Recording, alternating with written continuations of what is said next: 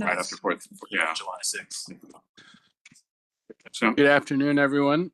I am Matt Fruman, Vice Chair of the Transportation Planning Board. I call this June 17, 2026 meeting of the TPB to order. Good to see several members in person here in our temporary space at the National Association of Counties. On behalf of the TPB, I thank NACO for making this space available for us these past few months while our offices are being renovated. Those participating virtually, in the event of any disruption to your audio or video connection, please email or text staff. You'll find the contact information in the email we received from Conti last week. I will briefly review the process I will follow for today's hybrid meeting. We will start with a roll call of board members and confirm that we have a quorum. After that, we will accept comments from the public. Then during agenda items, I will have the presenters complete their briefing and then we'll turn to members for questions or comments. I will call on members by jurisdiction. For the action items that require us to vote, I will note that both action items have no resolutions to adopt. So after discussions, I will call for a vote seeking only those who vote nay or abstain. For the rest for you present, I will take those as a yes vote. Also, when I recognize members for questions and votes, I will first recognize members here in the room before turning to those online. Those online, please use the raised hand icon and Lynn or Conti will help me call on you. Lynn, would you please call the roll? Yes, thank you, Chair. So I'm going to start with naming your jurisdiction or agency, if you could state your name. And we're also keeping an eye out with everyone online. So we'll start with DC Council Charles Allen, DC Council Christina Henderson, DC Council Matt Fruman. Present. Thank you. DC Office of Planning. Present, Ryan Hand. Thank you. DC Department of Transportation. Sandra Marks. Got it. Yep. Thank you. Moving on to Maryland, City of Bowie. Maddie Bizzardo present. Charles County. Ralph Patterson present. Thanks, Ralph. City of College Park. Frederick County. City of Frederick. Michael O'Connor here. Thank you. City of Gaithersburg. City of Greenbelt. Greenbelt is here online. Thank you.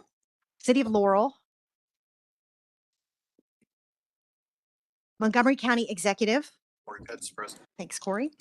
Montgomery County. Prince George's County Executive. Victor Weisberg, Thanks, Vic. alternate. And Prince George's County. Eric Olson, County Council. Great, thanks. Amanda, could you turn the volume up in the room? Finlay's Because here we're not as hearing well. them very loudly. Thanks. Ola Sorry to Shea interrupt. just called me. Okay, Hey, moving Lynn, on. Ola City Shea. of Rockville. I don't know if she can hear. Oh, I see Ola Shea's on, by the way, for Prince George's County Executive. Yep. Thank you. City of Rockville, I believe Monique is joining us later by virtual means. City of Tacoma Park. Amy Weselick here. Thanks, Amy. Maryland House of Delegates. Thank you. Maryland Senate. Thomas King online. Yep. Maryland Department of Transportation. I want to introduce a new member, Mr. Vin White. Vin. Yep, Vin White present. Great. Thank you. Thank you. Moving on to Virginia, City of Alexandria. Arlington County. Susan Cunningham. Thank you. Dan Malif is also here. And Dan Miller. Thank you. City of Fairfax. Tom Peterson. Great. Thank you. Fairfax County. Walter Alcorn's here. Jimmy Bierman present. Thank you. Got you both. City of Falls Church. Dave Snyder here in person. Thanks, Dave. Loudoun County.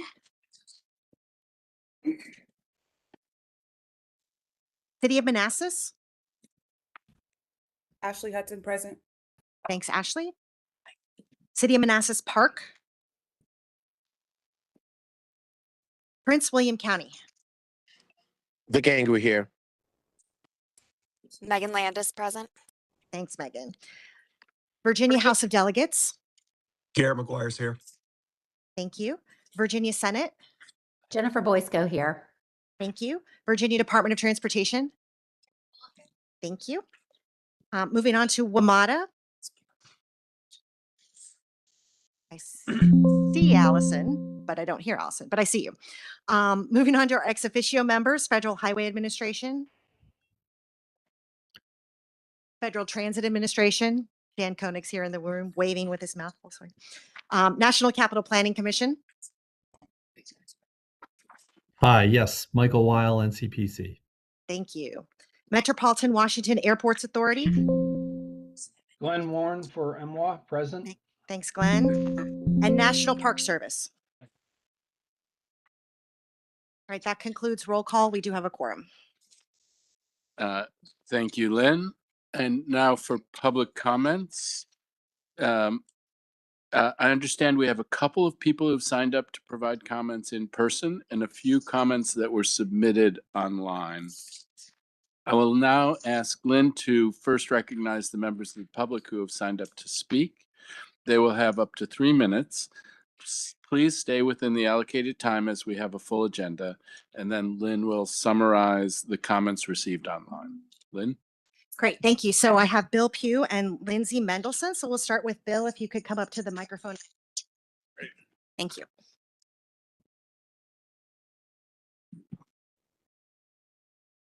Good afternoon, Vice Chair Fruman and board members. I'm Bill Pugh. I'm the Transportation and Climate Director for the Coalition for Smarter Growth. Here to speak about 2 items.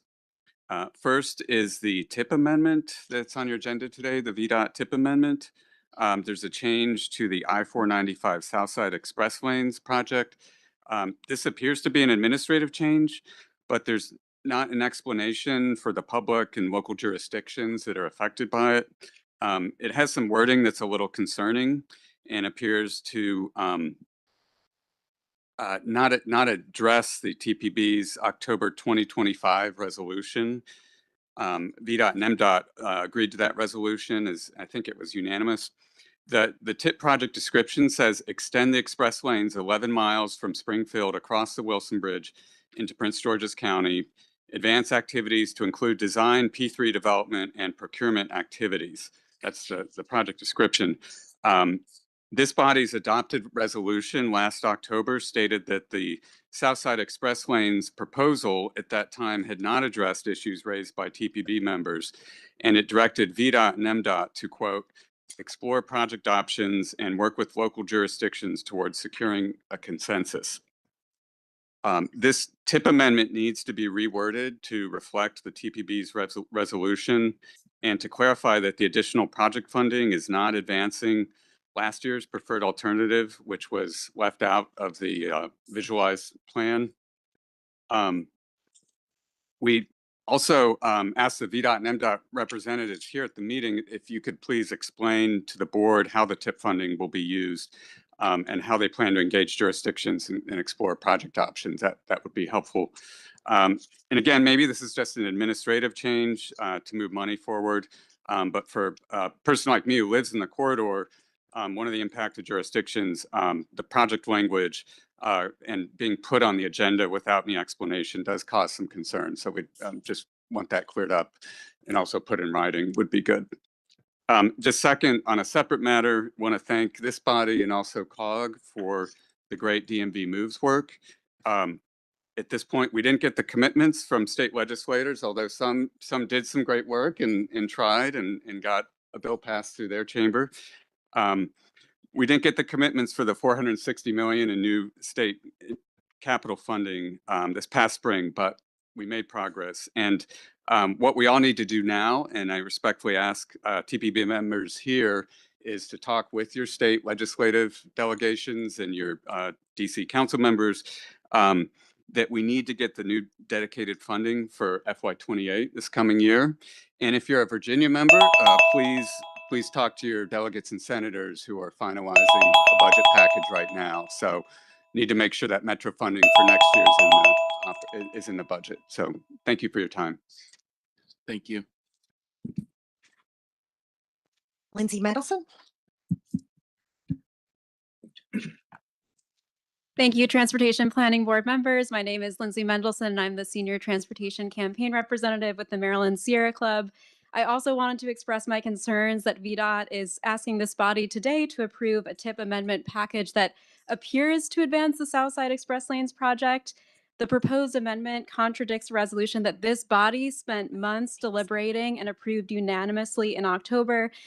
Reading the resolution, it quote directs staff to finalize the air quality conformity analysis report, the draft Visualized 2050 plan, and the draft 2026 to 2029 TIP documents without the I-495 Southside project. But the TIP amendment package before us seems to imply that the Southside project would be exempt from the air quality conformity requirement. This is because TPB staff say on page 2 of the TIP amendment package that you see in your packet that the projects in the TIP amendment are either, quote, included in the air quality conformity report or exempt from the air quality conformity requirement. So we ask that TPB staff clarify that part today. The resolution approved last year also asked that VDOT explore project options, work with local jurisdictions towards securing a consensus, and also submit a report in 2026 on the outcome of its work with jurisdictions. We have many members that would be impacted by this project, but we haven't heard any updates about how that collaboration is going or seen a status report. Instead, all we see today is a one-page amendment buried in a 176-page document where VDOT is asking to advance not just their planning activities, but also, quote, their P3 development and procurement activities related to their project. This is not the type of transparency that should be happening with this project, especially given its controversial history. We ask that this body continue to reject any efforts to advance the project as a toll lanes expansion, and that VDOT shares exactly how they plan to work collaboratively with Maryland and all jurisdictions on the issues in this corridor. Since last year's resolution, the need for transit options has become ever more important. Underscoring what Bill said, we really need to make sure that we fund the DMV Moves request for WMATA. Gas prices are high and remain volatile. New and car use prices are rising, and residents continue to face unsafe traffic conditions on 210 where the proposed toll lanes would end. Many residents are also breathing unhealthy air. In fact, the American Lung Association's report released this spring found that over 700,000 kids in the Washington, Baltimore, and Arlington metro area are breathing unhealthy levels of air pollution, putting their developing lungs and long-term health at risk. The last thing that we should be doing is advancing projects that put future generations at risk. We ask that the Southside project not advance in the TIP as a toll lanes expansion project, and that TPB continue to stand by its October decision. Thank you. Okay, that concludes our public speakers, but I do have would like to report out on what we've posted. So thank you, Chair Fruman. Between noon Tuesday, May 19th and noon Tuesday, June 16th, the TPB received one letter and one comment submitted via email. A summary as well as all full comments can be found on our meeting page. So I'll briefly summarize those comments now. Barbara Sofel from the Citizens Against Beltway Expansion writes that VDOT's TIP amendment seeks to resurrect the Southside Express lanes, disregarding TPB's rejection of the proposal last October. They urge the TPB to remove this clause from the TIP amendment. Brian Ditzler writes that VDOT's proposed TIP amendment concerning the Southside Express Lanes project appears to ignore the TPB's resolution adopted in October 2025. He urges the TPB to ask VDOT and MDOT representatives to explain how TIP funding for further study of the Southside Express Lanes project will be used and how local jurisdictions will be engaged to explore options. So as I mentioned, these comments are found on our meeting page. That concludes my report, Chair. Thank you very much, and thank you for that summary. I think I'll turn to Conti to see, some pretty important issues were raised with a request for a response from staff, and maybe you can help us on those things. Yeah, thank you. So based on the comments that were received online and during the public comments today, there are three big topics that probably could be clarified. And then there might be other follow-ups that VDOT might choose to speak to. The first one is why is this TIP amendment or this proposed adding of funding to this project exempt from air quality?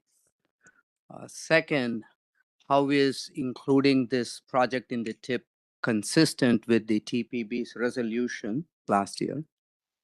And then perhaps at a higher level, what exactly does TPB's approval to include the project in the TIP, what does that mean at the end, at the higher level? So I can talk about the clarification, and then I will turn to Lynn to explain how including the project in the TIP and its consistency with the TPB resolution. But the 2 points I will say, the reason this project or this proposed project for the TIP amendment is exempt from air quality is only those projects that are proposed for construction with an opening date that has been specified, with the scope of the project outlined, both of which has been approved by the TPB, can be included in air quality conformity. That means the preliminary engineering phase of all projects that are in the TIP are not included in air quality, because that does not mean those projects will be constructed. Many times agencies have funding only to do preliminary engineering, and they might use federal funding. Any project, a bike ped project, if it is using federal funds, has to be in the TPB's TIP. But a bike ped project is not included in air quality conformity, but it still needs to be in the TIP. So there are explicitly federally outlined exemptions for what projects can be and should be included in air quality. So this Southside Express Lanes project as proposed is in the preliminary engineering phase. There is no demonstration that there is full funding to construct the project. The TPB has not approved including the project for construction in its long-range plan. And that is why the project won't be included in air quality conformity. This is a standard thing that we do, and I invite my federal oversight members to clarify or correct. So there isn't anything different that is being done with this. The higher level takeaway is this project has been in the TIP for a number of years. And the preliminary engineering phase covers a very broad swath of activities. It can start with a feasibility study. It can then proceed to some sort of a NEPA study, which could simply be an analysis to seek categorical exemption. It could be an environmental assessment. It could be an environmental impact statement that is still within preliminary engineering. It could also include designing not just the preferred alternative, but designing multiple alternatives, all the way up to 30%, but not beyond 30%. All of these activities fall within the federally defined preliminary engineering phase, and federal funds can be used up to that level, and those projects are not included in air quality conformity. So in other words, TPB leaving this project in the TIP to be funded for continuing preliminary work does not give VDOT the approval to proceed with constructing the project. VDOT can only construct the project if it gets approval from the feds. And the feds will only approve the project if it is in the TPB's air quality conformity analysis, and if it is in the TPB's long-range plan, and in the TPB's TIP. Right now, the project is not in the air quality conformity, and the project is not in the plan for construction. So the rest, I think Bill Pugh from Coalition for Smarter Growth said, yes, it is an administrative action. It is a budgetary action so that the feds know of the money that they are giving to VDOT, what money in what amount in what year will be used for what purpose.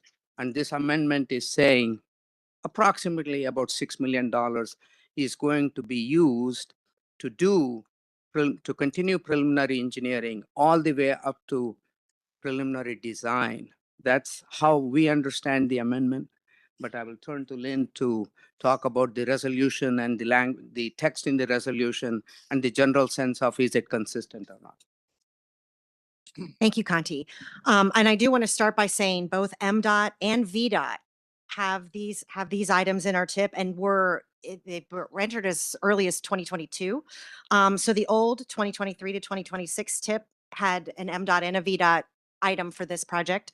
And in the Maryland tip T11618 in Maryland has it in the 2006 to 2029 tip as well. So that being said, I would invite you to look up or take a look on our screen in case anybody forgot the resolution that we just approved a few months ago. I know I did. I had to look it back up. But we highlighted here. So the first resolve clause, of course, was the deferral of the project, keeping it outside of the conformity analysis. But then we go on to say we encourage VDOT and MDOT to continue to explore project options and work with local jurisdictions towards securing a consensus on this important regional corridor. And number two, directs VDOT to provide TPB a report in 2026 on the status and outcomes of its work with all relevant jurisdictions. So I do want to point out that this upcoming VDOT action to secure funding in the tip to make this happen will enable them to meet their commitment. So that's what I wanted to share and remind you on the resolution and the agreements. And Conti, do you have anything else to add? Back to you. All right. Thank you very much. I think maybe when this comes up, there will be more discussion, I'm sure. Okay. We've been provided, the next item up is approval of the May 20th, 2026 meeting minutes. We've been provided with a written summary of this. I trust members have reviewed the minutes. I move that we adopt the minutes of the May 20, 2026 meeting as provided. May I please have a second to the motion? Please state your name and the jurisdiction you represent as you second the motion. Second Chair Jefferson, Prince William County. Thank you. Are there corrections or additions to the meeting minutes from the District of Columbia? From Maryland? Virginia? Other agencies? Hearing none. Okay, for the vote then, are there nays, any nays or abstentions from the District of Columbia? Maryland? Virginia? Other agencies? The minutes are now adopted. And now to the technical committee report. We have a written summary of the June 5th, 2026 meeting. Dan, is there anything you would like to highlight or expand on for us? Good afternoon. At our June 5th meeting, the technical committee spent most of our time previewing items that you'll see today during this board meeting. We received a briefing on VDOT's proposed amendment to the TIP. This is an important procedural step in keeping so many of our Virginia projects moving forward. We do appreciate the gut check on that from the public. I know that our jurisdictional staff does appreciate VDOT doing this work on our behalf. And during the meeting, the committee discussed the item, but did not raise objections to it. We were also briefed on the proposed action to approve performance measures for peak hours of excessive delay per capita and non-SOV mode share. The committee acknowledges the sophistication of the methods and doesn't raise any objections to this item either. Moving on from action items to information, the committee was briefed on the performance measures for emissions reductions that will come to the board next month.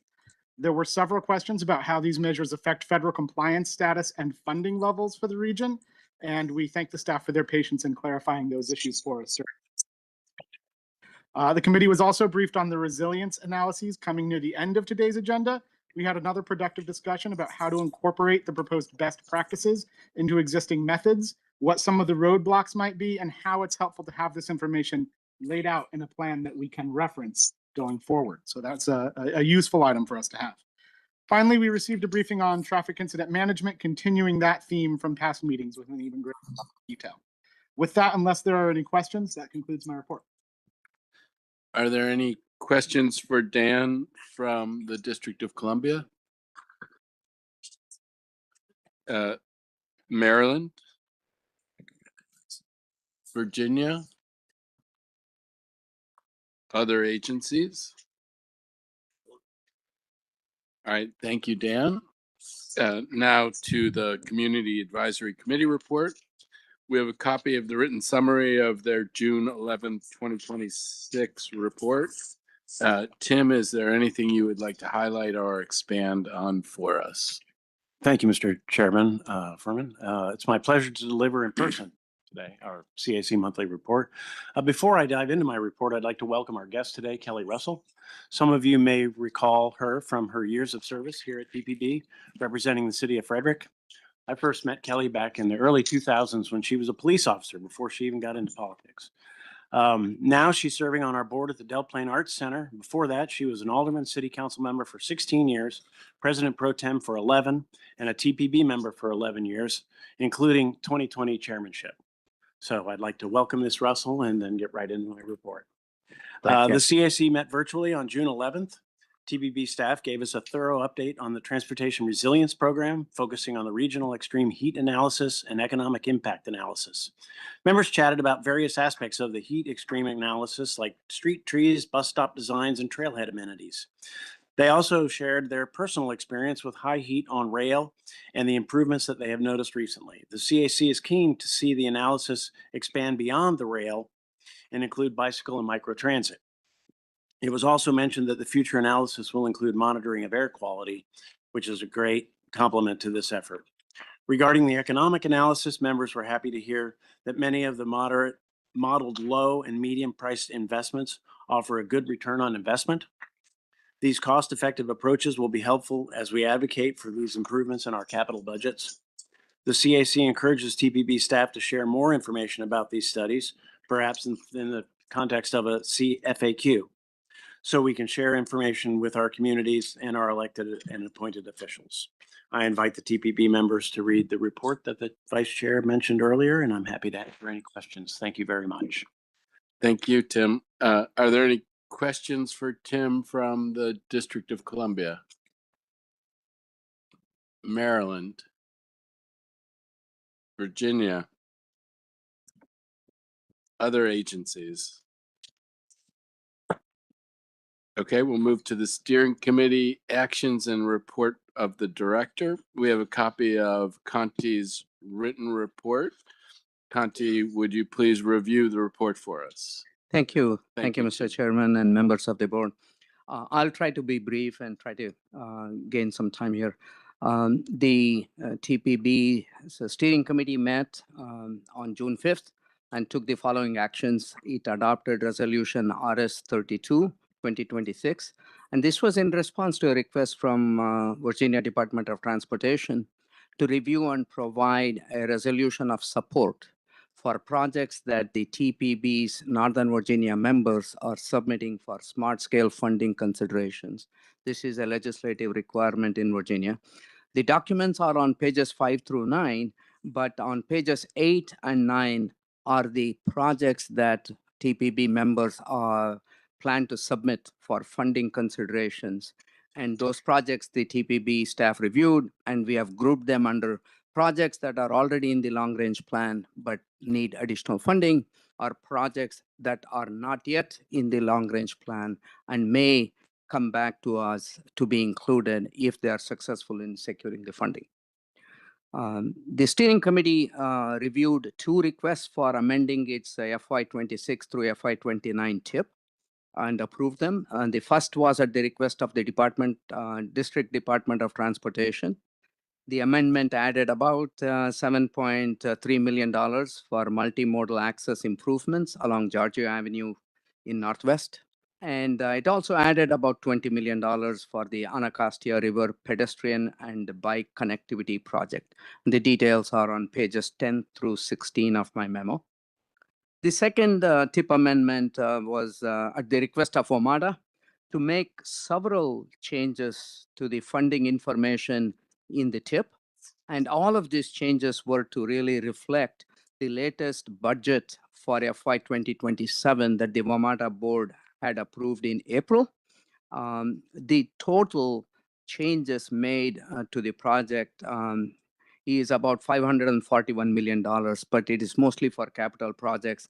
And it includes projects such as track and structural improvements, about 78 million for that. Improvements at the stations and to passenger facilities, about 100 million for that. And then acquiring buses, improving bus facilities, and the paratransit systems, about 270 million for that. So the details are on page 28. Moving to the letters sent and received section of my memo, starting on page 30, you see 4 letters of support by the TPB for its members who are seeking federal grants. WMATA, for example, is seeking Safe Streets for All grant funding to study fatal and serious injury crash locations near its stations and to develop an implementable strategies to address that.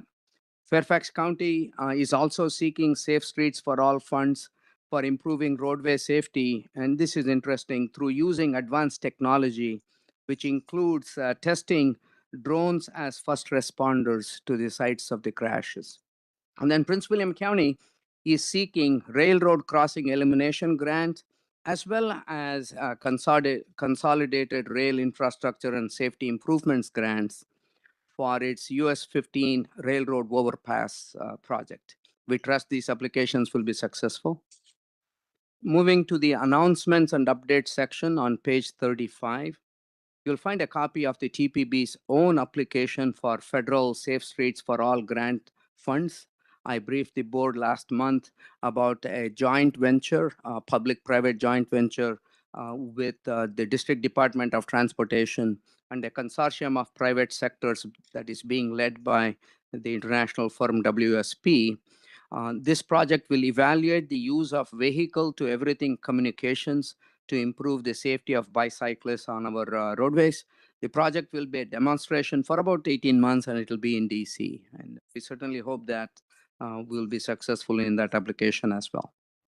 Now, moving to the announcements part in my memo, the TPB is hosting the Bicycle and Pedestrian Subcommittee's leadership a workshop on the best practices in designs for bicycle facilities. The instructors will be from a nationally recognized firm, Tool Design, which helped develop these guides. This is a one-day training that will be in person only, and it'll be on July 13th at the Rails to Trails Conservancy headquarters in DC. There's no charge, but advanced registration is required as it's only first come, first served. And Amanda is going to put a link in the chat today if your staff would be interested in registering. And the last announcement is a bittersweet one. At the end of this month, we'll be saying farewell and happy retirement to one of your staffs, Andrew Burke. Andrew, I can say, joined the TPB in the last century. It was in 1999. And he has served the region, the TPB and COG over 27 years. He is started with traffic counts. We used to count traffic on our roadways, on our freeways. We used to try and look in the cars and see, are they really having 3 people there or is it only 2? He started from that working on the field and then went on to become the lead staff for the Metropolitan Area Transportation Operations Coordination, which is a key element of emergency preparedness in the region. He has also been the lead person recently working with COG staff. Members may recall in, believe it was 2018, where TPB and COG held a regional traffic incident management enhancements task force, and that came up with a set of recommendations. And Andrew Burke has been the lead to work with the COG staff on following up on those recommendations. So while we thank Andrew for all of his work, we as his colleagues will sure miss his strong, always smiling, and somewhat silent presence around all the activities at work. So wanted to take a moment to thank you, Andrew. That concludes my report, Mr. Chair.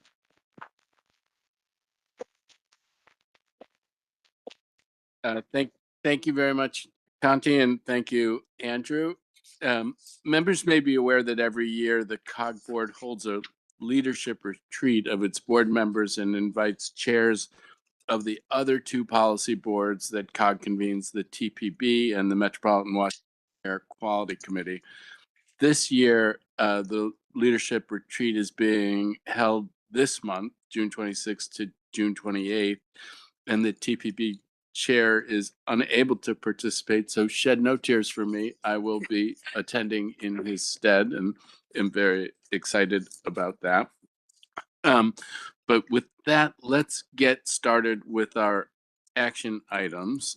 The first action item is approval of the amendment to the Virginia section of the TPB FY 26-29 Transportation Improvement Program TIP. VDOT, as you heard before, is requesting an amendment to update all project and funding information in its portion of the FY 26-2029 TIP. We gave notice of this action last month. I will recognize Sars Brown on staff who will brief us on any comments received, technical corrections made to the packet that was released for review last month, and then we will have Kim McCool from VDOT speak to the action. So, Sarah. Good afternoon, Vice Chairman Fruman and TPB members. My name is Sarah Brown, and I'm a transportation planner here at the TPB. Today, I'm going to present a staff recommendation on a major draft amendment to the fiscal year 26-29 Transportation Improvement Program, or TIP, to update project and funding information for Northern Virginia. This amendment entails adding approximately $4.4 billion to the TIP, primarily with financial changes to existing records, though there are a few new records that do not impact conformity. From the materials provided, you will find many projects that are transferring status in the TIP because they are currently listed as a discrete record and are being reclassified as a component project within a larger category called a project grouping. What this means is that the project sponsor agencies will be able to deliver these projects in a more time-efficient manner with less financial oversight by the TPB. TPB staff have reviewed these requested classifications and are comfortable with these changes. Last month at the TPB, I provided notice initiating a 30-day public comment period and interagency review period. No public comments were received during that time. However, we coordinated with VDOT and member agencies and identified 4 updates to share with the board. First, regarding the CMAQ terms carbon reduction program, this project was initially proposed for reclassification from a discrete record to a component record within a construction safety ITS operational improvements project grouping. After further review, we will be marking this project as inactive until further funding has been identified. Second, the South Street Extension project has been added to this amendment. This is an existing project in the TPB's fiscal year 26-29 TIP, and acknowledging it now supports its inclusion in the current fiscal year 24-27 STIP at the request of FHWA. No changes were made to this project record as part of this amendment. Third, the Dulles West Boulevard Phase 2 project. After further coordination with Loudoun County, there are no changes needed during this amendment cycle, and it will remain as it is currently in the TIP. Finally, the Landmark Transit Center project will be removed as a discrete record and incorporated as a component record in TIP project grouping T6328, the Transit Amenities project grouping. Based on this review, staff recommends approval of Resolution R15-2026, adopting the proposed amendments to the fiscal year 26-29 TIP as requested by VDOT.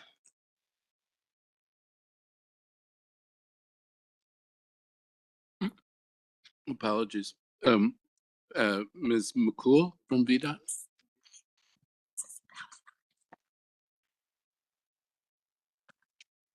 Thank you.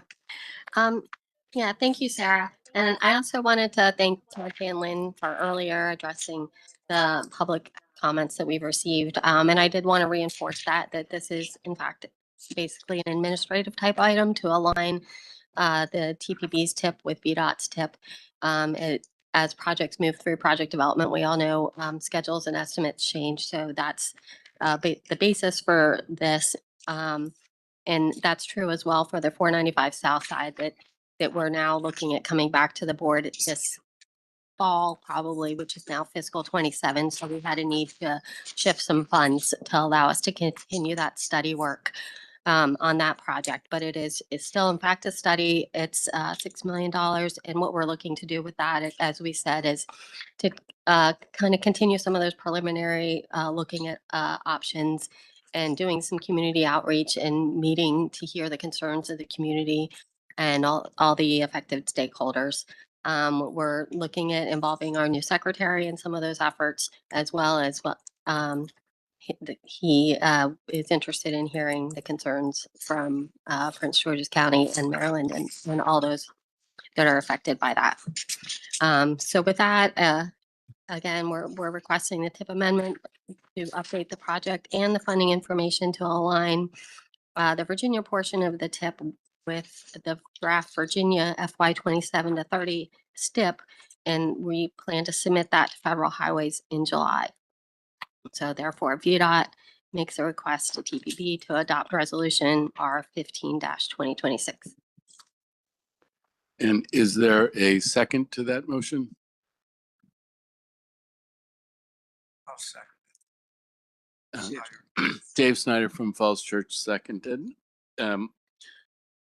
Now having the motion has been made and properly seconded, are there any questions or comments on the motion from, and we'll start with the District of Columbia, and I actually will have some questions because in the comments that we heard before and all of the different comments, the way I understand it, in effect, to the extent that there is any investment in pre-engineering for the toll lanes project as previously conceived, that investment would be at risk because until the TPB approves that project, it couldn't happen. But you want still to be doing the work of preparing that and considering other options at this point. But there is an understanding, because what you don't want to see is facts on the ground. Like, that there was a very focused discussion and the idea that we need to come to a consensus around this. And we don't want to then act as if there already is a consensus. So this investment, does Virginia have a clear understanding that if, to the extent it's investing in the toll lanes as the toll lanes, that investment might be at risk? Yes, we do. As part of project development, we all have projects that unfortunately don't move forward. We would not like that to happen, but it's a risk that we understand. Okay, and then on that risk, Conti, when you talked about the situation, you said this couldn't move forward because the feds wouldn't approve it. And there were a couple of conditions that you referenced that would be requirements for the Fed, steps that we would need to take in order for the feds to then approve it. Can you just review those two things for me? Sure. So when the project is proposed for the TPB to include it in its long-range plan, the one important test that every project requires is it has to provide a fairly good engineering design-based estimate of the total project cost and a financial plan. How will that project be funded? Whatever the dollar amounts are, which parts of money it will be, it can't simply show over the next 25 years, we expect to get $4 billion. This project is 100 million. So somehow we will figure it out. It has to say this project will cost 750 million. 300 million is going to come from this part, 200 million from this part. It has to be very detailed. And that financial plan has to be shared with the TPB and with the public. Only that consideration allows TPB to consider including the project in the long range plan, because it's a financially constrained plan. So that's the first test. The second test, because this region is in non-attainment of the federal air quality standards for ozone, TPB has to do what is called an air quality conformity analysis. And when the analysis is done, it is essentially estimating over the next 25 years, what will be the amount of VOC and NOx emissions when all the projects are built, when the future growth in population happens, when the future growth in households happen, and the future growth in jobs happen. When all of that happens, all the projects are implemented, and they are making whatever trips they are making. We calculate the emissions, and we have to show that those combined emissions on any typical day is less than the amount that has been approved by the US EPA for our region, which is called the motor vehicle emissions budget. So that's the second test. So those two, until those two tests are done, and it is in this plan and in the conformity, the Federal Highway Administration will not issue a record of decision on the EIS or provide permits needed for construction. That's my understanding. And Bill Cutler, who used to be in preliminary engineering, and please chime in if there's been any changes or new things. I don't have a microphone, but.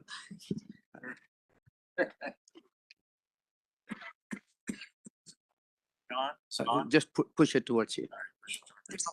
Yes, you are correct. I take no objection to it. And this is just a normal part of the process. We're, as Kim said, we're continuing to review this. This is something that this body actually asked us to do, was to continue a review. We, as folks know, we have a new administration in the Commonwealth of Virginia, and they're exploring this project, trying to understand more of the concerns. And I understand our Secretary Donahue has reached out to Prince George's County to have a meeting and do some listening and understand the concerns and continue that dialogue in order that our agency may be able to come back to this board and tell you what we've learned and what our posture is at that point. Okay, so very helpful. I mean, I don't want to belabor it, but we spent a lot of time last year on this, and I just want to make sure that we don't alter the status quo inadvertently. And so on these federal reviews, is that statutory? Is that they can't get federal dollars for proceeding, not because they have to overcome these hurdles with us? Is that a matter of practice before the federal government, or is that something statutory in front of the federal government? To the best of my knowledge, we have our federal partners here, at least. We have Dan from FTA.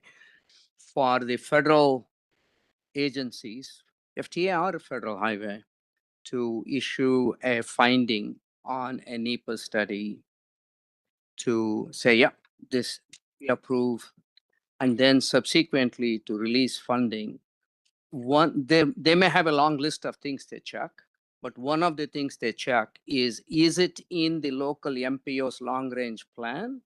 And if that MPO requires an air quality conformity, has this project been included in that analysis? And if that analysis has been approved by the feds? So those are two statutory. Okay. All right. So thank you. I don't know where this will all land, candidly, and I don't know where I will be ultimately, but I don't want to inadvertently take a step that changes the status quo. I have satisfied myself that we would not be doing that, but now I will turn to everyone else in the District of Columbia to see if they have questions or comments. Maryland? Mr. Chair. Also, yeah, can I defer to Prince George's County online since? Yeah, Mr. Eric Olson. And I understand Eric Olson wants to offer a comment. Please proceed. Thank you very much, Mr. Chair, and I appreciate the discussion that happened earlier. I just have a couple of questions for VDOT. I'm sorry. Just for the record. So we understand this amendment keeps the project in a planning and evaluation stage. can you confirm that this amendment does not fund construction, advance the project into implementation, or change any prior decisions about the project for VDOT? Sure. Yes, I can confirm that it stays within preliminary engineering. It's in the tip as a study. It's not even doing any advanced design or anything like that. Absolutely no construction. So it's staying in as a study. Okay, great. Thank you. Second question is, the $6 million, what is this exactly going toward? You did talk about that a little bit. And how does VDOT plan to incorporate transit and TDM, transportation demand management alternatives to be brought forward for detailed to be studied? If you could address that as well. Right. I believe that's something we'll probably come back to the board with in the fall. Some more details on things like that. We don't have that type of information available today. Okay.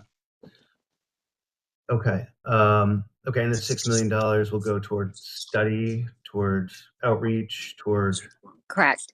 any other Correct. activities.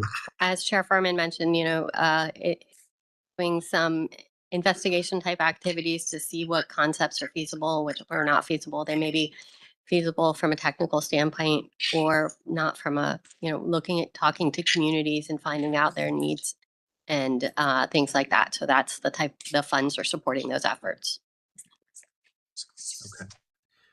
Okay. Thank you, Mr. Chair. I will just repeat that the resolution passed last year. We're going to collaborate and we will have discussion, and we look forward to much more robust, discussion around this. Thank you. Thank you, Mr. Olson. Mr. Corman?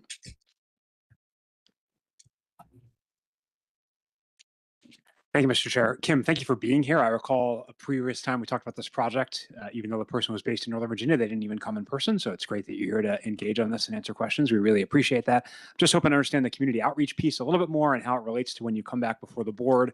I think I heard you say you're coming back before this board sometime this fall. I presume the chair and the staff will help schedule that specific date. Is the public outreach you mentioned, I think in Prince George's County in Maryland, is that going to be before you come back to us? I also heard mention of the secretary who's, he's new, but he's not new, right? Calling Prince George's County, but that's obviously different than a public meeting in Prince George's. Can you just help me understand what the public outreach is and how the timing relates to coming back before this body? Sure. Well, part of the resolution was to continue with our public outreach. The meeting we referenced with the secretary, you're right, that's not a public meeting. The secretary is looking to better understand the concerns and things like that. As far as community meetings, I'm not familiar with if there's a schedule for those or not right now. We can follow up on that and get that to you if you would like. As we mentioned, unfortunately, this was part of a procedural item of 140 or plus or minus projects. So any additional details on this one, I know that everyone is very interested in it, but if there's details like that, like a public involvement schedule and things like that, we would be glad to follow up on that.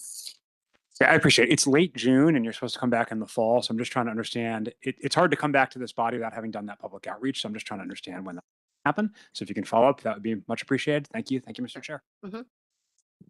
Thank you very much. I believe Mayor Aston had a question or comment. Yes, thank you. And I'm not going to repeat all the comments and questions we've had in the past, but I did hear comments about reaching out, and I definitely defer to, from the great state of Maryland, our Prince George's County, because they're right there and most affected. So I really want to be respectful of their needs and wishes as well. But there's also needs to be a conversation with Maryland broadly, because as we've discussed previously, and I won't go into it, there's some precedents in terms of toll lanes in Maryland. So I just wanted to confirm that there are broader conversations happening with Maryland and the shared space that we have. Yes, there are some broader conversations happening. We have a host of people that we're coordinating with on this. As we know, it's a very enormous project, so it touches a lot of people, and we're trying to make sure that we can reach out and understand how it affects everyone. So there is a long list of stakeholders that we've been coordinating with on this. Thank you. And Okay. part of that relates to revenue sharing. So I just want to flag that in particular, if this were to proceed. Sure, sure. Okay, thank you very much. I think Ms. Olushe.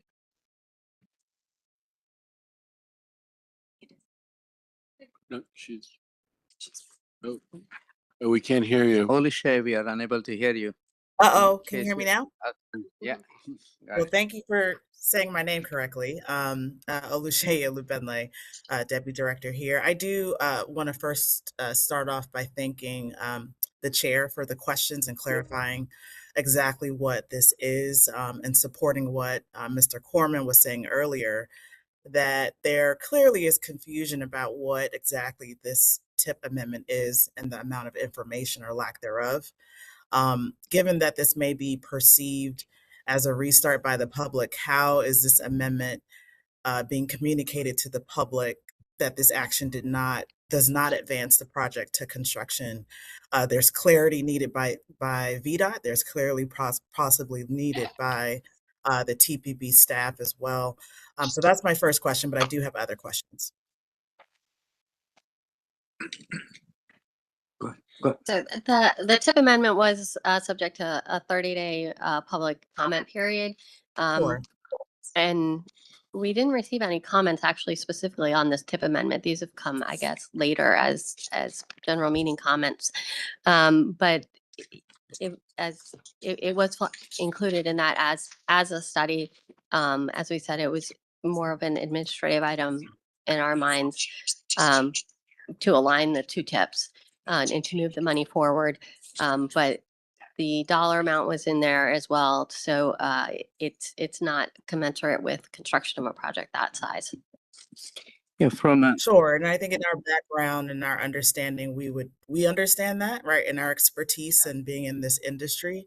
But again, to the public, that is not clear. You could also hear in the public comment, a lot of questions were raised as well. So I do think on this project, there is need to think more specifically and thoroughly on how you're going to engage the public and make it very clear to members of the public. I did have another question. Just Mr. Cutler, thank you for raising the point of reaching out to Prince George's County. You know, we will continue to work with you, MDOT and the Secretary of VDOT as well, to address the concerns that were raised by Prince Georgians. And my last question, just on the word, the term closeout, can you clarify why that word was used? I do believe it caused confusion, and just share exactly the designation of the environmental document, the pre-design phase. What exactly did you mean by closeout? And just for the record, clarify that as well. Thank you. We use pending financial closeout and other records. It wasn't just this one. We specifically put it for this one because they knew they were going to have to move the funding, but they needed the project in the TIP, but we didn't want to remove it from the TIP because they were just going to have to add the funding right now anyway. So we used pending financial closeout to keep it active as an active project, but we just kind of put it in different sections because it didn't have funding within the 4 years of our TIP. So, Olishay, the gist of that is the closeout refers to financial closeout because of how the bookkeeping is done with the money. When one phase of money runs out and you're adding new, you're saying we are closing out the financial piece.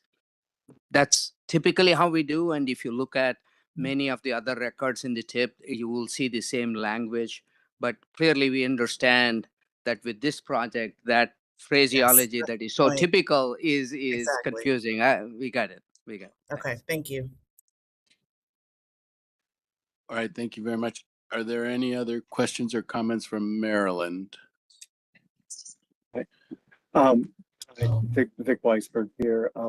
And just, I mean, sort of reiterating some of the questions and points made earlier, but, you know, since we did vote on the full project and did not include it as part of air quality conformity and as part of Vision 2050.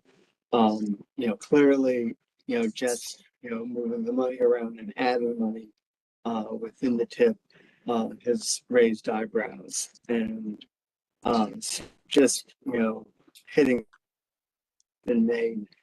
How will this be communicated to elected officials, stakeholders, and the public, since there's already a little bit of confusion amongst those who are very knowledgeable. Okay. One last opportunity for folks from Maryland. And then just one follow up to that, since I didn't hear anything. It's been said, but want to make sure that this amendment is limited to PE only and environmental activities only. That's correct. It's a study. It's only study activities that we'll be using these funds for. Okay. Still nobody else from Maryland? Any? Excuse me, I raised a hand, but yeah, just to register on behalf of MDOT. First, thanks to the executive director for providing the context around preliminary engineering. Thanks to Lynn for also pulling up the previous amendment and to show the consistency. But just for our record, everyone is aware of the project and all the attention it's rightfully getting. We continue to talk with VDOT and with our local partners, as been alluded to. We think that further study and planning is helpful to know more. As VDOT described, this is an investigation, and we think that information that is gathered will help work with what we want to do on a pathway going forward. So it's not taking things off the path that we're already on, but just wanted to register MDOT is a partner in this. And thank you for our opportunity to respond. All right, thank you very much. I worry about Conti smacking me, but okay, one last try for anybody from Maryland. Hearing none. Any questions or comments from Virginia? Mr. Snyder? Oh, did I get it wrong? Thank you. There you go. Thanks. Thank you very much. The reason why I seconded this motion was for exactly this discussion to occur. I think things have been clarified and re-clarified. I think it's important, as we've learned, to be able to communicate more clearly to the public exactly what the status of the project is and the way forward, including the public engagement. All of that has come out, and I seconded the motion for exactly that reason. Secondly, I think let's not lose sight of the fact that in that area, folks need something that improves safety, that improves reliability of transportation, that improves efficiency, and that improves environmental quality. So I'm hopeful that as the dialogue continues, we'll end up with a project that actually achieves consensus as we have asked for, and that achieves those objectives. And for those reasons, I seconded the motion. I think this is yet one more valuable discussion, and I'm very hopeful about future progress. Thank you very much. Thank you. Other questions or comments from Virginia? Oh, Mr. Alcone. Thank you very much, Mr. Chairman. Yeah, this one kind of snuck up on me. I think we've heard a lot of I think suggestions, concerns that have been clarified verbally. I think we clearly all need to understand that for this project in particular, given the sensitivities around it, that we need to have better communication across TPB on this and with each other, so that there aren't surprises, and frankly, the language can be consistent with what we did last October, but also can move towards hopefully some sort of consensus around this project. But I would just ask Mr. Cutler, given the comments and what you've heard, is there any clarification you would want to make to your motion or to the VDOT resolution that would help address some of these issues? Thank you, Mr. Chair, Mr. Alcorn. I think we've basically set forth that this is we're working on what this body asked us to do is to review this further and come back to this board at a later date. As has been said, this is not about construction. I've also heard comments about TDM and transit, and I think that while it is still out there in the future, those kind of details, it's nevertheless something that the Commonwealth is very focused on. And when you look at our 97-mile express lane system that we have, there's an enormous commitment towards transit interests. So I would expect that very much to be a part of anything should this be considered into the future. So I do want to put that to rest. Thank you. Okay, thank you, Mr. Chairman. I guess hopefully enough has been put on the record that that everyone is comfortable at this point, because I think it's pretty clear, at least it is to me, that this is study only, and that there is something coming back to our board this fall. So anyway, thank you very much. Appreciate everybody's coordination on this. All right, thank you, Mr. Alcorn. I see Senator Boysko has her hand up. Senator Boysko. Thank you so much. I want to thank everybody for the discussion, the clarification. I have several colleagues who have a very strong interest in this issue, who are probably going to have some questions for me later on today, and would just ask that we continue to be really clear with one another as this moves through the process and make sure that the communities of interest are included, and appreciate the conversation, the clarification today. All right, thank you very much. I think is Delegate McGuire. Yeah, thank you, Mr. Chair. I know I'm new to this board, and I'm representing the Virginia House of Delegates. My delegate district is 495 from the Woodrow Wilson Bridge over to where it interchanges with 95. And so I appreciate VDOT at least exploring options to study that section of road and continue having the conversation. One of the main conversations that I have with constituents is what can we do to improve transportation in this corridor? And so I hope that we can move forward with at least exploring what we can do in the future. And I think this is the way to do it. So I just wanted to put in my 2 cents on moving this forward. Thank you. Thank you. Last call for Virginia or other agencies. Hearing none. Now for the vote. Are there any nays or abstentions from the District of Columbia? Maryland. Virginia. Other agencies. Hearing none, the motion carries.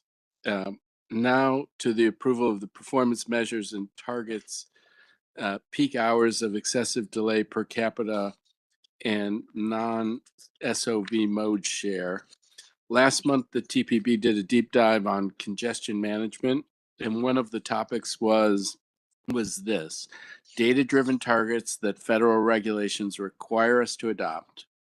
I will recognize Ian Newman to update us on the proposed targets and if there were any comments, changes to the draft from last month. Ian? Thank you, Mr. Chairman. Good afternoon. My name is Ian Newman. I'm a transportation planner here with the TPB, and today I'm going to be discussing the proposed 2- and 4-year targets for the 2 performance-based planning and programming metrics of peak hours of excessive delay per capita, or PHED, and the percentage of non-single occupant vehicle or non-SOV mode share. Next slide.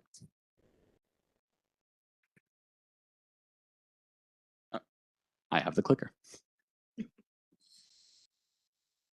So to provide some background, we have listed here TPB's goals. And we have how these two performance metrics of PHED per capita and the percentage of non-SOV mode share relate to these goals. TPB staff believe that the goal that these two metrics relate most to is for efficient systems operations. Here you can see in the table below, I have short descriptions of what these two metrics are.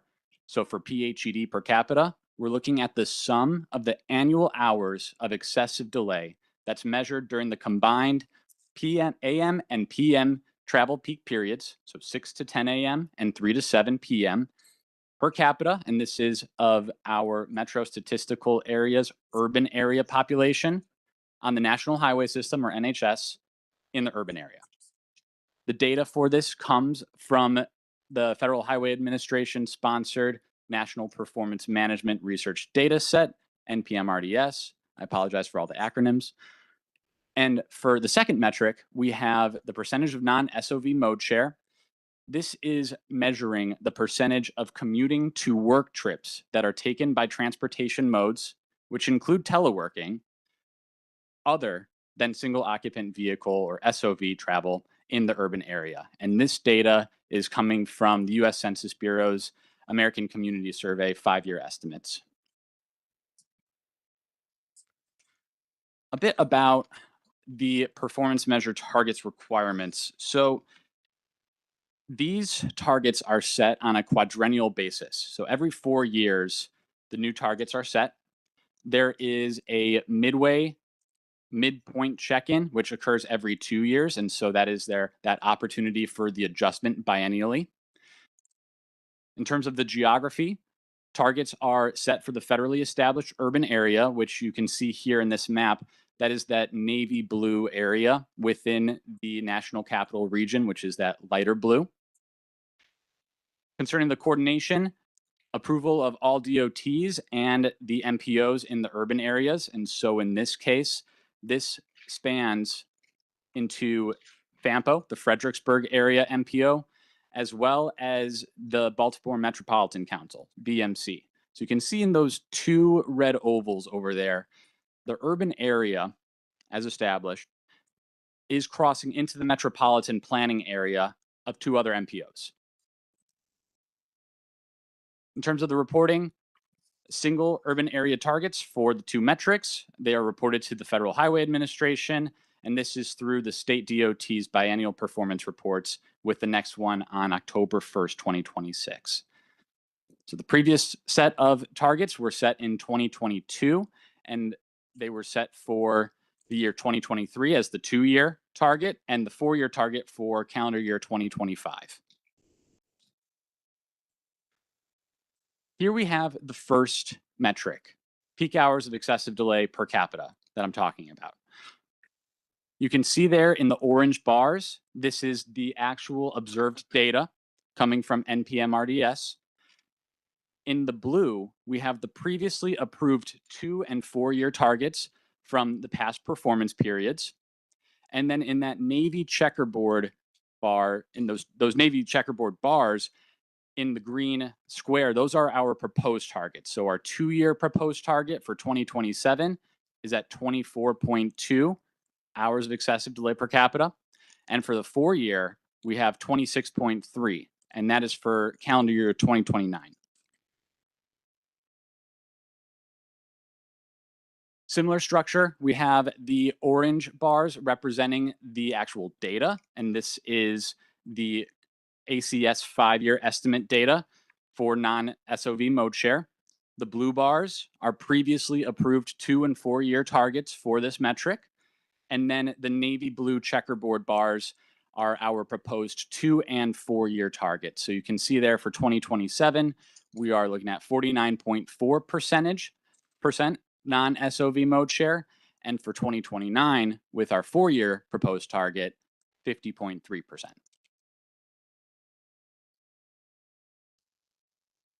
Concerning our next steps, so through September, the 3 states and 2 MPOs are to adopt the targets no later than the end of September. The TPB will then finalize the region's 2022 through 2025 and 2026 through 2029 CMAQ performance reports for inclusion in the state's performance management frameworks by October 1st. And in October, all 3 states will notify the TPB that the PMFs are complete. Okay, thank you so much. I really appreciate your time and happy to take questions. Thanks, Ian. I move that we adopt TPB Resolution R16-2026 to approve the PHED and non-SOV mode share targets. May I have a second, please? I see Sandra Marks from DCD. Seconded. The motion has been made and properly seconded. Are there any questions or comments on the motion from the District of Columbia? Actually, I apologize. I know we're behind, but I do. The peak hours of delay numbers go up, which is bad, right?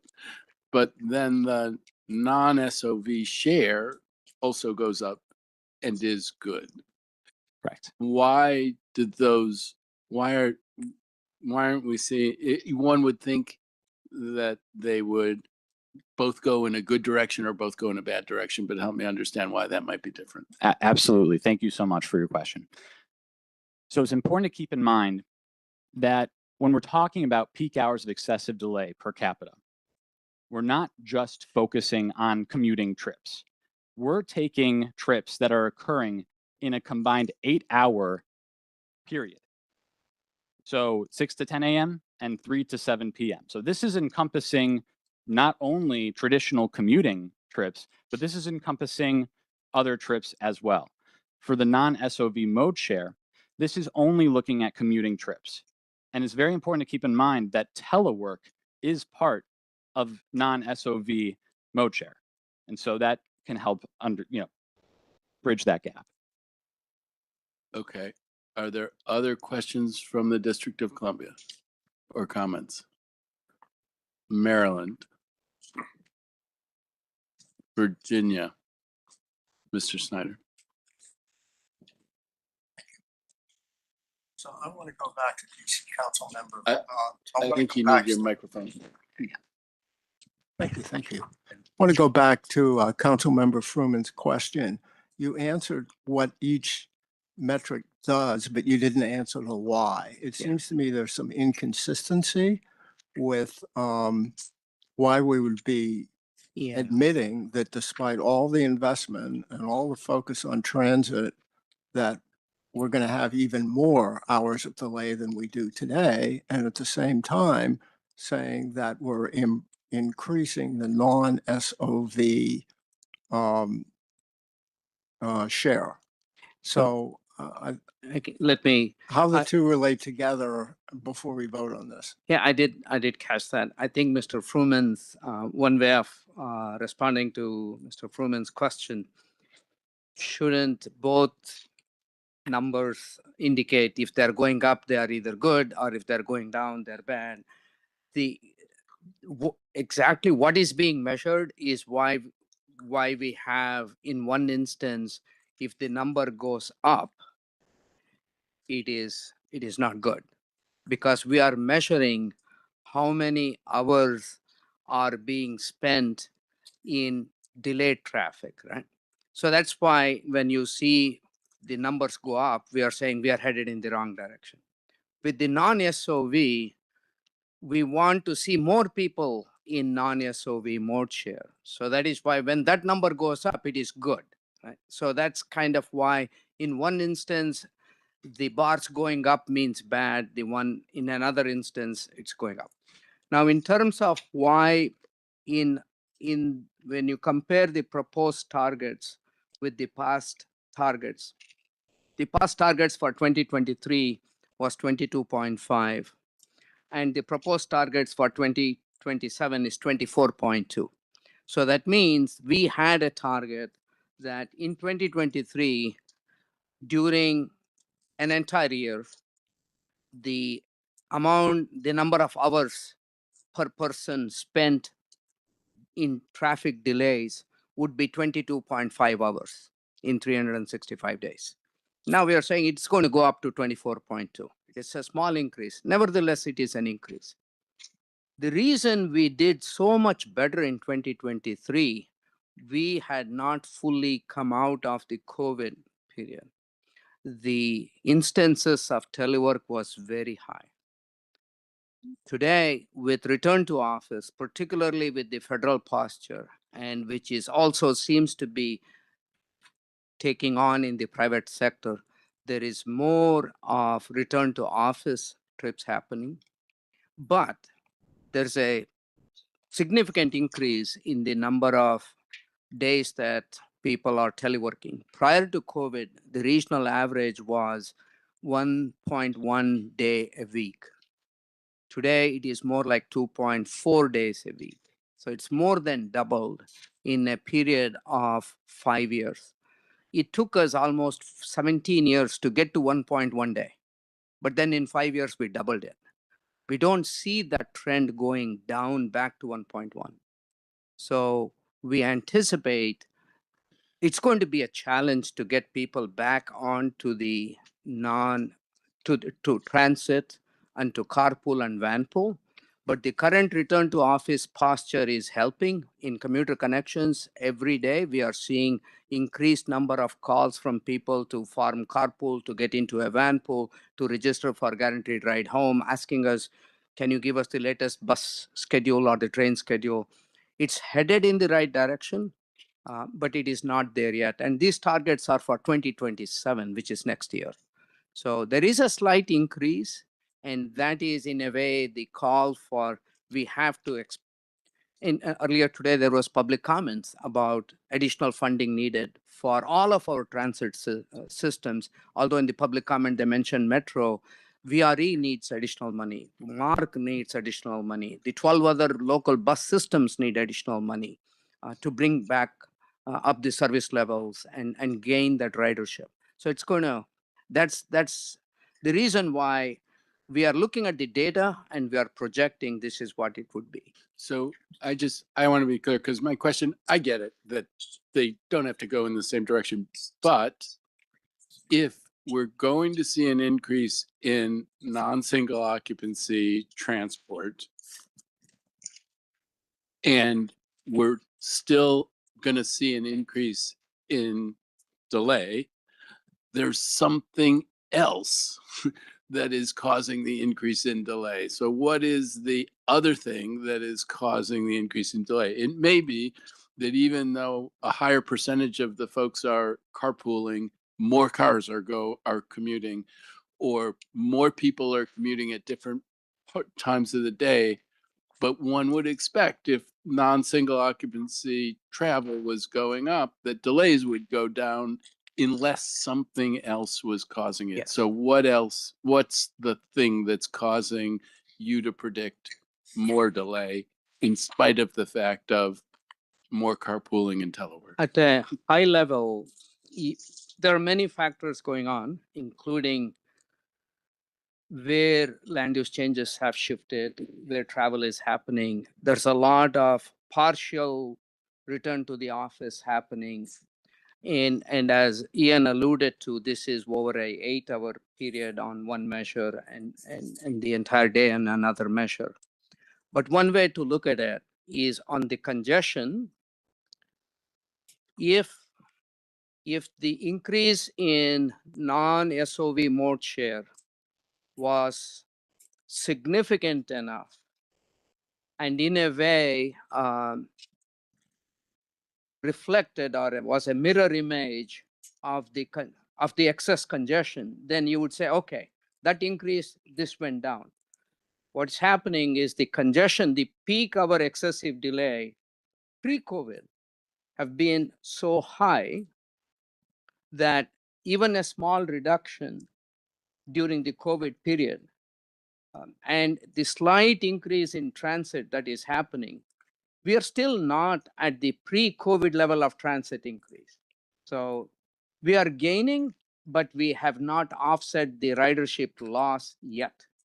But on top of it, we are adding additional highway trips because of our telework posture. Okay.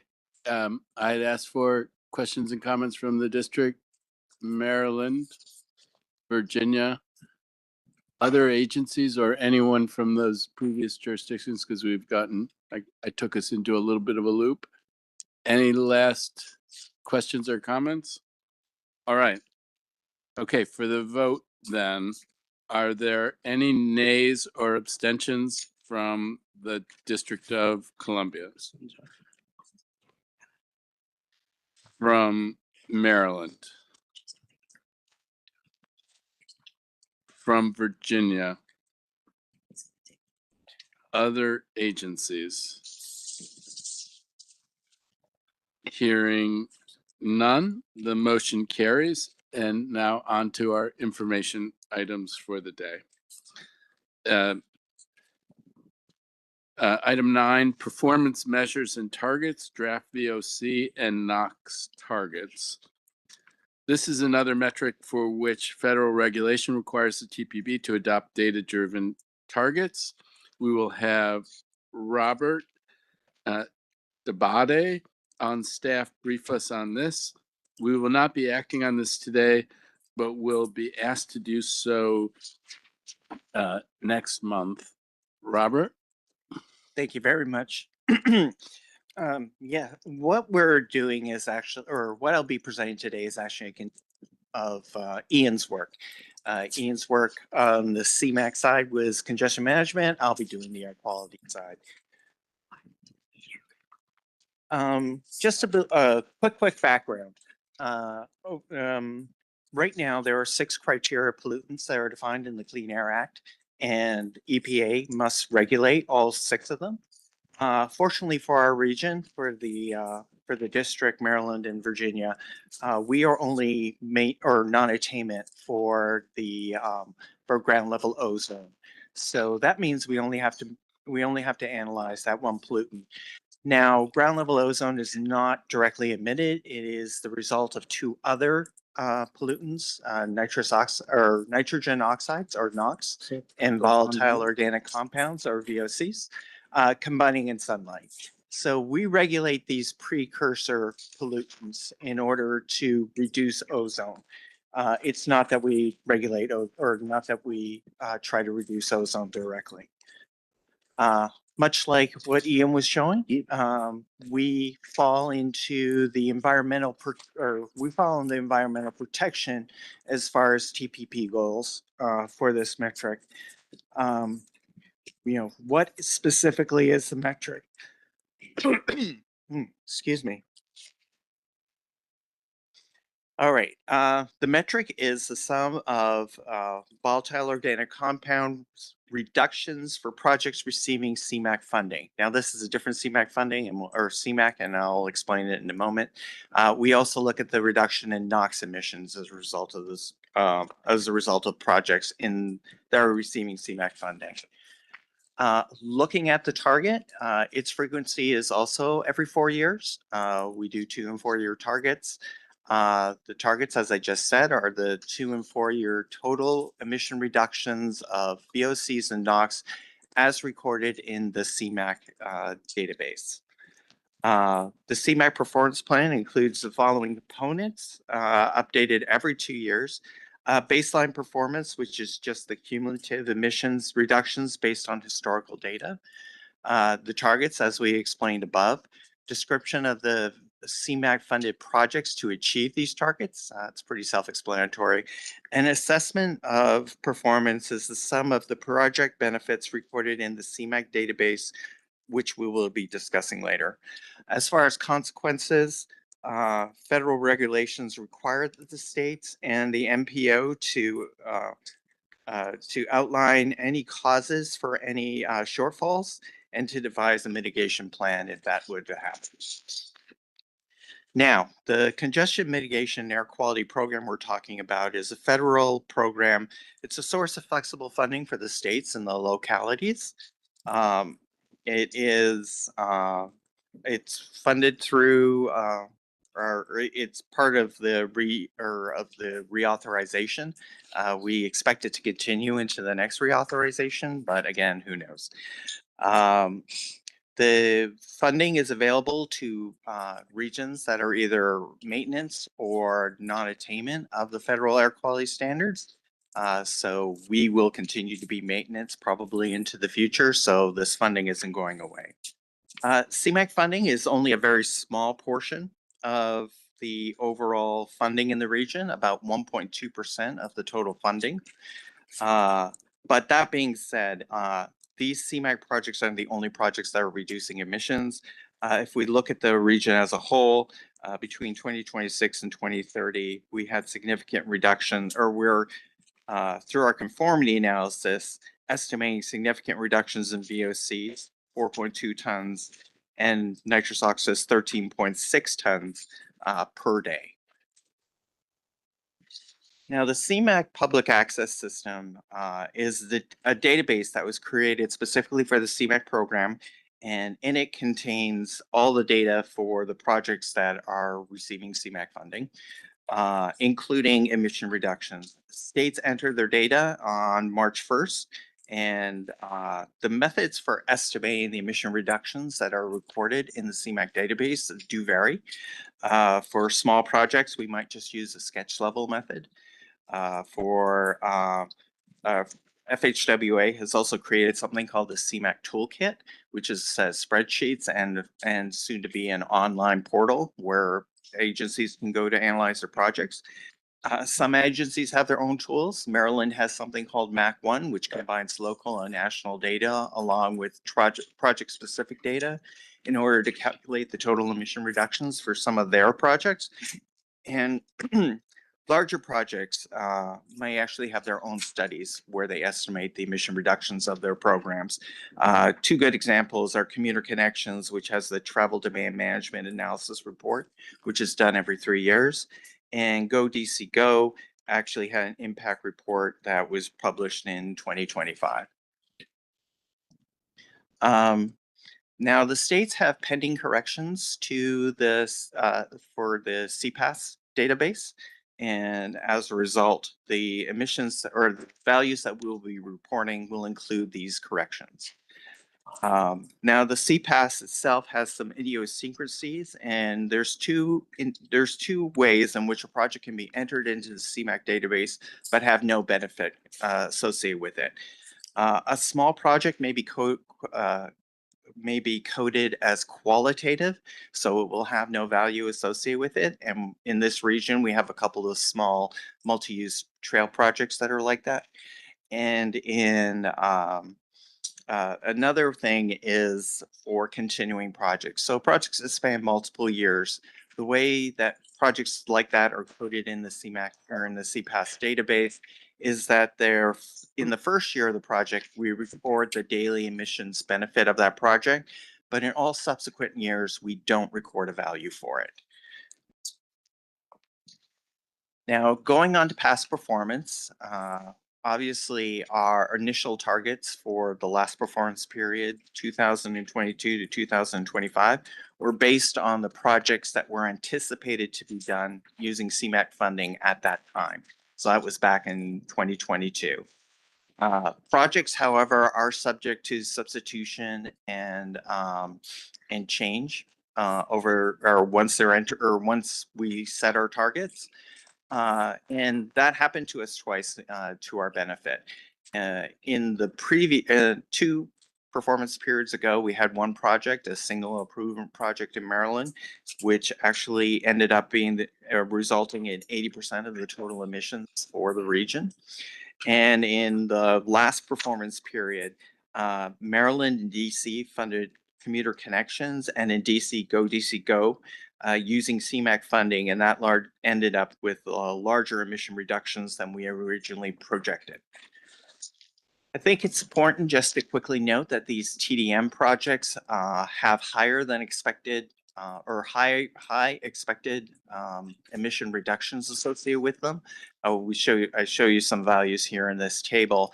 And just for a point of reference, if we look at all the other CMAQ projects that were done in the last 4 years, their average benefit is less than 1 kilogram per day per project. So it shows you the outsized impact that these projects have.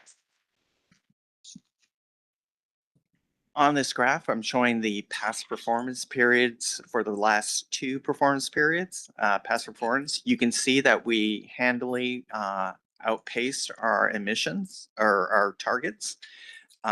In 2018 to 2021, it was the result of that signaling project. In 2022 to 2025, simply choosing to fund Go DC Go and Maryland and DC funding commuter connections through it resulted in that huge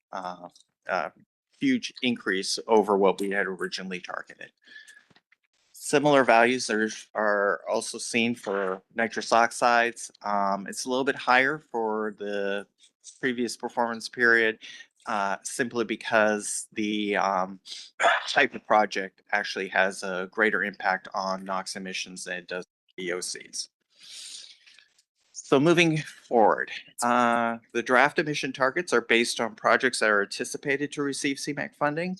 And Maryland and Virginia have provided us with a list of their projects that they are expecting in the next 4 years, along with their anticipated emission reductions. We simply sum those up to get the emission reductions for the state now, or for those 2 states. Now for DC, they actually program their CMAQ funding annually, so they don't have a list of the projects for the next 4 years. So their targets will be based on past performance. And for the region as a whole, for the TPB, targets reflect the cumulative benefit of all 3 states for the projects that fall within our planning area. Now, DC, for their future targets, have just decided to go with their previously reported benefits that were in the last that we just did in our past performance reporting. Maryland provided us with a list of projects. This includes another round of funding for commuter connections. Something to note with commuter connections, Maryland actually is assuming a lower benefit for this next go around. The reason for that is they're assuming that there will be some changes in program participation, but even more importantly, as we go into the future, cars are becoming cleaner. So every car we take off the road is actually giving us less benefit as we go into the future. So bit of a catch-22. Virginia will be spending their CMAQ funds on several smaller projects. They also have several continuing projects. I'm going to show you the individual states here. Now, when you look at these, there's 2 things that will probably jump out right out at you. The first is that the 2-year targets are much lower than the 4-year targets. This is simply because the TDM projects in DC and Maryland aren't happening until the second half of the performance period. So that's why the values are so much higher in the 4-year period. Now it looks like Virginia is not getting as much of a benefit from the CMAQ program as the other 2 states. That's partially because they do not fund their CMAQ, or they do not fund commuter connections using CMAQ funding. And also because a lot of their projects are continuing projects. So even though there are high impact projects happening in Virginia, they're actually continuing projects. So by the nature of the CMAQ database, no benefit is being recorded. So here are the targets that we are proposing, shown in graphical format. The difference you see here between past performance and the future performance is entirely due to that 31% reduction that Maryland is including in its benefit when it's calculating its benefit for commuter connections. We see a similar difference in NOx emissions. Again, the difference between what we just did and what we're anticipating we're going to do is entirely due to Maryland assuming they'll have less benefit from the commuter connections program. Now, these are the targets, the draft targets that we'll be asking the board to approve. We're not anticipating changes to these unless the states have any additional changes they would like us to make. TBB will be asked to adopt these at the next meeting. So our next steps, obviously here in June, we're presenting the draft targets to TPB and TPB Tech. Starting next month, we'll be providing the final targets, past performance, and to both TPB and the technical committee. And then similar to the congestion measures, we'll be looking to adopt those by the no later than September. So with that, I'll be happy to answer any questions. Thank you very much, Robert. Are there any questions or comments for Robert or Conti from the District of Columbia? Maryland? Virginia? Other agencies? Hearing none, we are going to pass over item 10, resilience projects, regional extreme heat analysis, in the interest of time, and go on to item 11. We'll do item 10 on extreme heat next meeting when it will be even hotter. So I won't be here.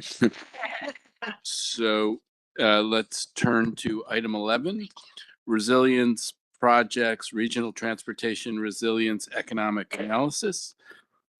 We are joined by Catherine Renon, who will be joined by David Ryder of ICF Consulting. They will brief us on the results of a recently completed study looking at economic impact of transportation projects to improve the resilience of the transportation infrastructure.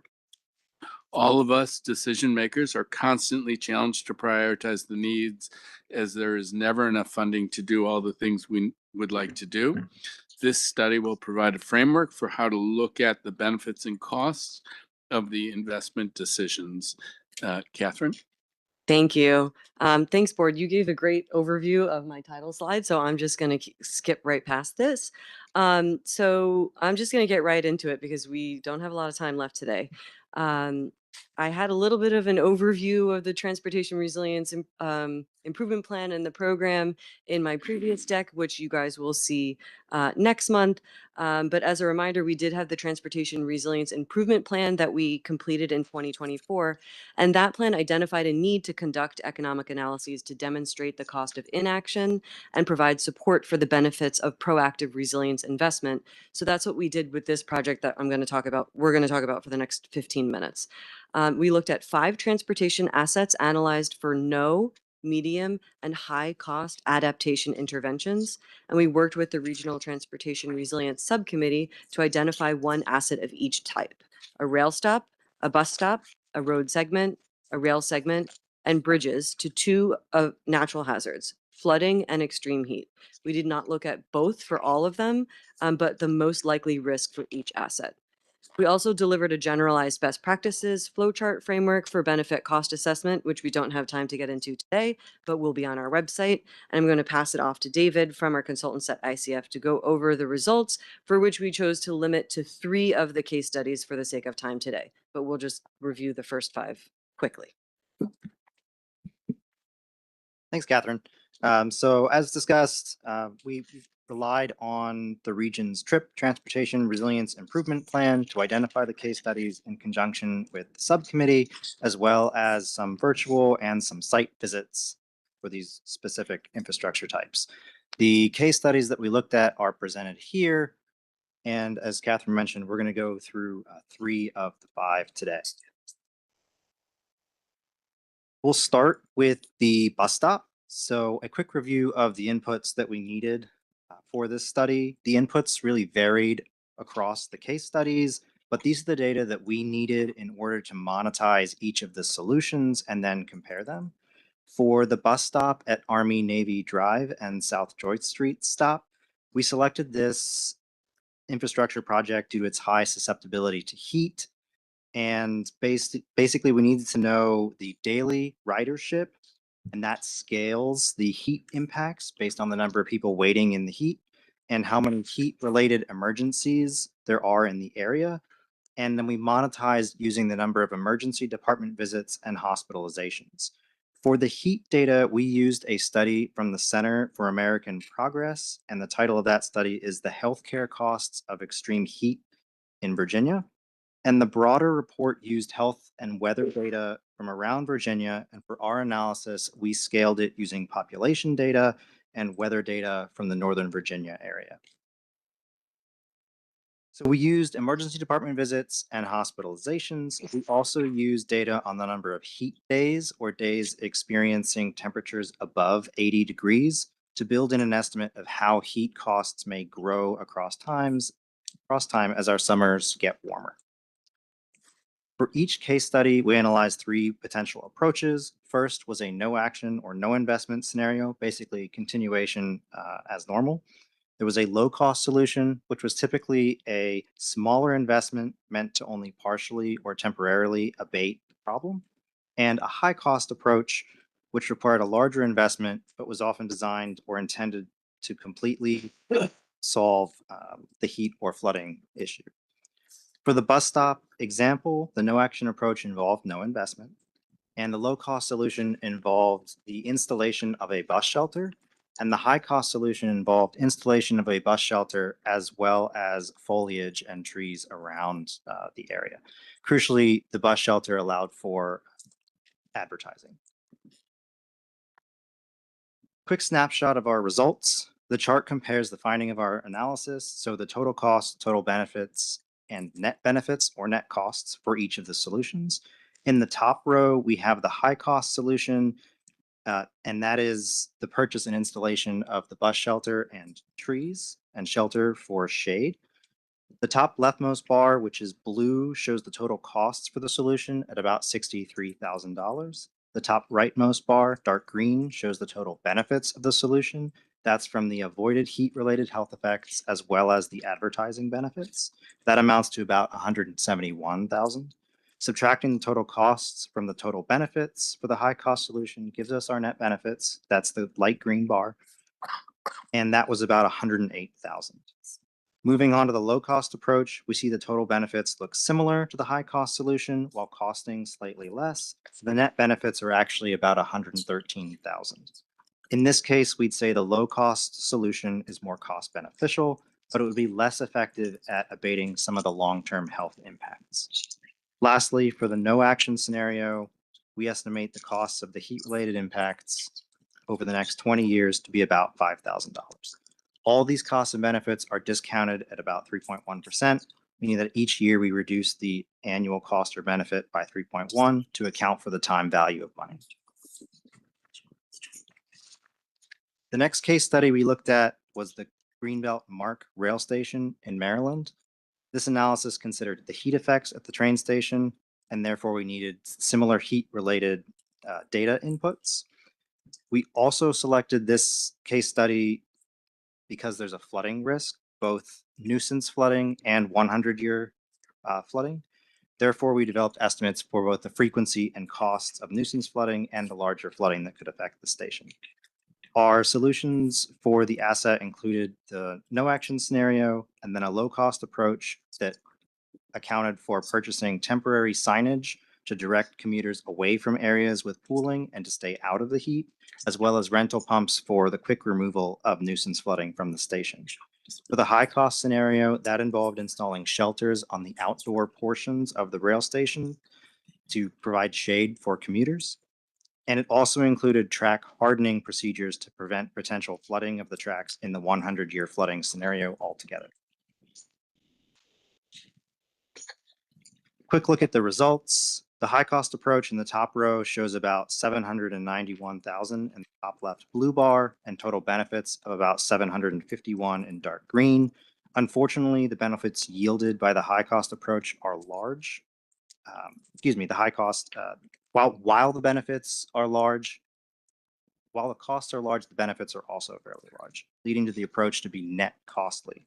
costing about 40,000 more than the value it would return over the next 20 years. The low-cost approach, meanwhile, would cost about 15,000 while yielding about 93,000 in net benefits, yielding a net benefit value of about 78,000 over the next 20 years. But that is targeted at most of the nuisance flooding and not looking at sort of the larger 100-year flood impacts. Lastly, the lack of investment for heat and flooding abatement at the MARC station could cost over $900,000 over 20 years.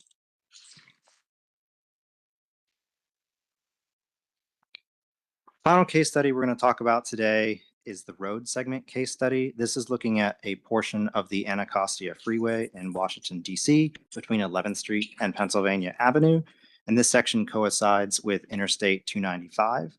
In this example, we examined the impact of flooding on commuters along the road segment, the southbound and the westbound sections of the Anacostia Freeway that ultimately cross the bridge over the Anacostia River into D.C. This area is at high risk of flooding, particularly near sections of the Anacostia Recreation Center. Flooding in this section is particularly problematic during the morning rush hour and can snarl access into the city, which has cascading impacts around the region. And flooding impacts on limited access freeways are particularly troublesome because there's few opportunities to exit the road and slowdowns can extend for miles. We explored options for handling 100 and 500-year flood events as well as nuisance flooding. And for the low-cost solution, we explored a semi-permanent deployable flood barrier targeting reducing the impacts from nuisance and 100-year flooding. And for the high-cost solution, we explored raising the roadway, causing significant delays during construction, but ultimately solving all of the flooding impacts. To assess the impacts, we looked at daily traffic counts, the frequency and the duration of the flood events, as well as detour and travel time and the cost of construction and road closure. Looking at some of our results for this scenario, it suggests significant impacts from no action, about 17.3 million over 20 years. Our results also show cost effectiveness of proactive investment with a return on investment of the low-cost solution of about 8-to-1 or $11 million in net benefits and 1.5-to-1 or about $6 million in net benefits for the high-cost solution. A couple of key takeaways from our study. Ultimately, we were exploring benefit cost analysis case studies of transportation assets to demonstrate the cost of inaction, compare low-cost and high-cost solutions, and provide support for the benefits of proactive resilience investment.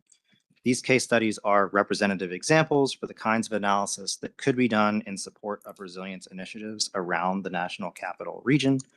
Our results range significantly, but in some cases we found the costs of inaction are significant, as much as 17.2 million over the next 20 years at a single location. Results are case study and solution specific, but we found that lower cost investments often produce similar or more benefits than higher cost solutions, and our return on investments could be up to 6-to-1, suggesting there's significant returns from our solutions. For all the infrastructure types that we looked at, taking similar actions across the National Capital Region could lead to significant health savings and avoided costs. Turn it back over to Catherine for some context and closing remarks. Exactly. Just 2 more slides here. We understand why these specific case studies are important, but I wanted to take a little bit of a step back and talk about why are resilience investments important overall. Resilience investments matter because they deliver strong returns and they also reduce risk. Every dollar spent on preparedness can save big. In fact, the U.S. Chamber of Commerce, that's where this graphic is from, recently released a report that stated every $1 in investment in resilience and preparedness saves $13 in economic savings, damage, and cleanup costs after an event. These benefits apply across communities of all sizes, and they're increasingly important as our region faces frequent high-cost extreme weather. And also important to note is that resilience pays off in a lot of other ways in addition to just economic benefits. It increases mobility, it can improve public health, these projects can support jobs, they can strengthen local economies, and they can improve our long-term stability as a region. So where do we go from here? The next step is turning these insights into action. We can apply the guidance locally advance these types of resilience projects that are listed in our Transportation Resilience Improvement Plan, pursue funding opportunities for these projects to get them from concept to implementation. At the same time, there is a clear role for regional coordination to share lessons learned and scale these types of solutions. Together, this really sets us up to move from these types of analyses to implementation in all of your localities and member agencies. These are just a couple of indicative case studies from around the region. They can be used to help any of our members make the case for resilience investments at similar locations with different inputs and to guide other economic analyses in the future. So we have the models behind each of these 5 case studies. So if anyone is interested in a particular bus stop or a rail stop or an asset in your region that you'd like to see put through this model, please contact me and let me know and we can do that. And that concludes today's presentation, and hopefully we'll get to hear about extreme heat next month from one of my colleagues. Thank you. Thank you, Catherine and David. Are there any questions or comments for the team from the District of Columbia? From Maryland? Mr. Corman?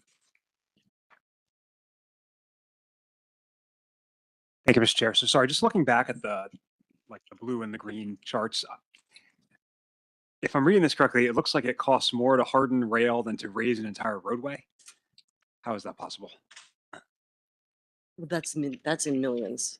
The roadway one is in millions and the other ones are in thousands. Okay. So that's just a different scale. Yeah. Great. All right. Right? Thank you. Is that right? The length of track and the length of roadway as well. So it's a Yeah, that would be hardening an awful lot of rail to cost the same as increasing. very small amount of the railway that was within 100-year floodplain. Yeah, and it's the scale. Okay, thank you so much for straightening me out. All right. Any other questions from Maryland? Virginia? Mr. Snyder? Yeah, just a quick comment. I want to commend COG staff for really groundbreaking work in this area, if I could use that term. How about be more positive, forward-looking, important work? And I think my question, not for resolution today, but how do we actually embed the resilience element into thinking, project planning, project design, and even more importantly, into the long-term plans that this body is responsible for? And again, we're late, so not necessarily need to answer today. If you can, great. But this is important work. I think Thank you it's for doing it. as Catherine was saying, really, and as we say here on the TPB's tagline, think regionally, act locally. So the project prioritization, project decisions are happening many times locally at the state level or sub-regionally. So if resilience could be included as part of the metrics that is used, in any project, highway, transit, bike, ped, has multiple benefits. So to the extent that we intentionally look at how does this help build resiliency, a bike and ped investment might give you an option when the parallel roadway is flooded and when you do need a way to get around it. So there are that ways of looking at it. One other product that we have produced here at the TPB is the mapping of the infrastructure, the roadways, the bus stops, the rail tracks. You now have a GIS tool on the TPB website. You can key in the address and you can look at, is this facility at risk for either urban flooding, sea level rise, or for heat? And that will help you look at your own infrastructure resiliency planning as well. And lastly, as Catherine said, we have built these models, this benefit cost analysis models, that we are happy to have our members use it. If they need some assistance tweaking it or working with it, we are happy to provide that assistance as well. But the key thing is including resiliency as any one of the metrics in prioritizing projects. Okay. Other questions from Virginia? There's a question.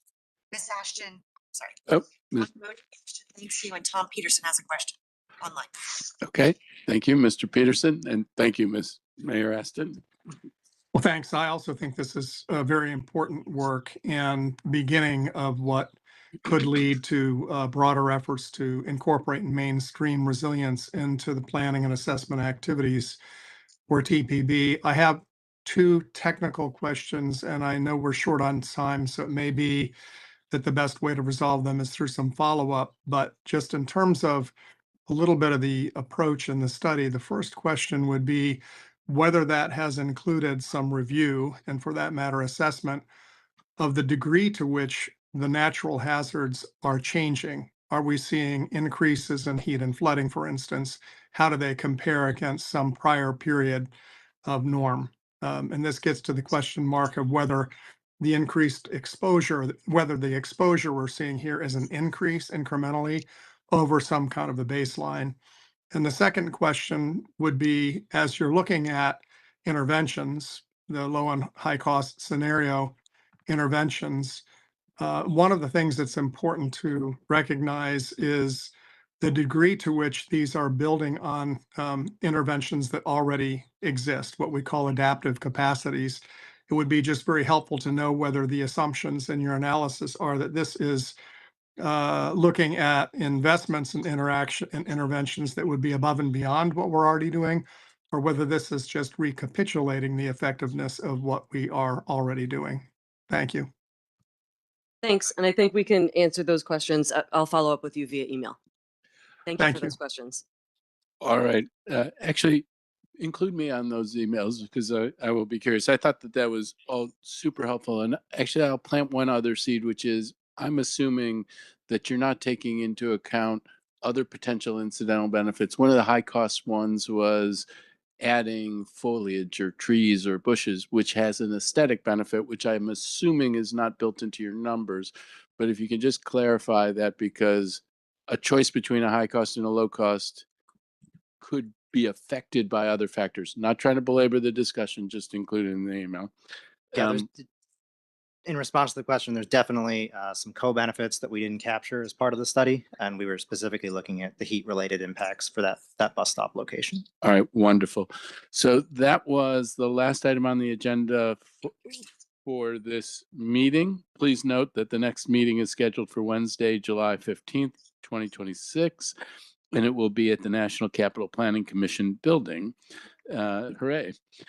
We will, as usual, get an email from Conte. And with that, this meeting is adjourned, and I wish you a good rest of the day. Thank you. Thanks, everybody.